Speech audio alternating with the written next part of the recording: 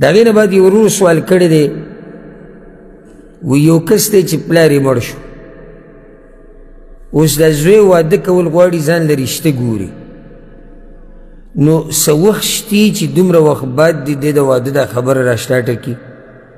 او دومره وخت بعد دی جنې وګوري ځکه چې پلار یې مړ دی شریعت څه ښوولي دي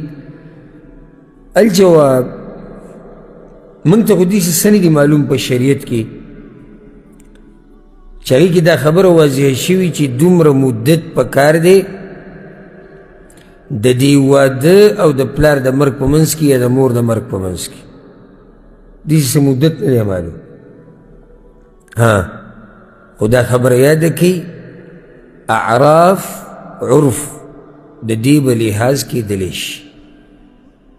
یعنې د هغه خلکو چې کم عرف او عادت دی هغې ته به کتلی شي که نه هغې ته به ګوري بغیر د غلو نه لکه اکثر خلک به غلو کنه غلو به نه کړي دومره به ته د عرف ته ګوري چې نقصان پې تا ته میلاو نه شي لکه مثال یو سړی دی پلار یې مړ شو او دی په دې بل هفته کې واده کوي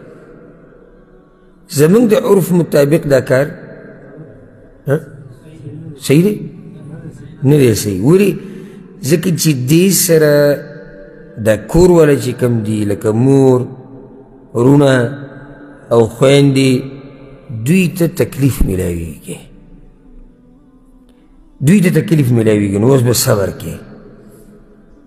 انتظار به کې چې تا ته پته ولګي چې اوس دا غم یعنې عرف کې او زموږ د خلکو منځ کې چې غم دومره وخو شو بس دا غم زوړ شو او اوس په دې سو کې اعتراض نشي کولی خو چې خبره غلو ته وانه وړي یعنې کله نه کله بعض خلک داسې شي چې هغه بیا په میاشتو ناسې ډډې لګولي دا بدعت دی دا ناروا ده او دا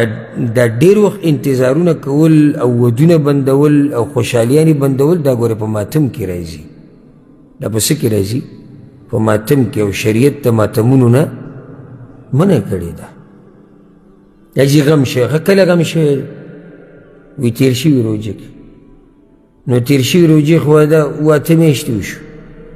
د اوسه پورې لا غم دی دا اوس زیاتی دی دا اوس غلو ده غم وشو په دومره حد کې سړی صبر وکړي او خوشحالۍ ته چې بس داسې ویلی شي چې اوس د هغوی زړونه ټکور شو غم څه نه څه زوړ شو بس د خبره ختمه شو خو شریعت خو موږ ته دا نه دي ښوولي چې غم راشي نو ته خپل ژوند مفلوج که ویې دروه ته ودونه پرېږده ته خندا پرېږده ته خوشحالیانې پرېږده ته راشه درشه پرېږده شریعت خو موږ ته دا خبره هم نه ده ښوولې دا خو غیر شرعي کار دی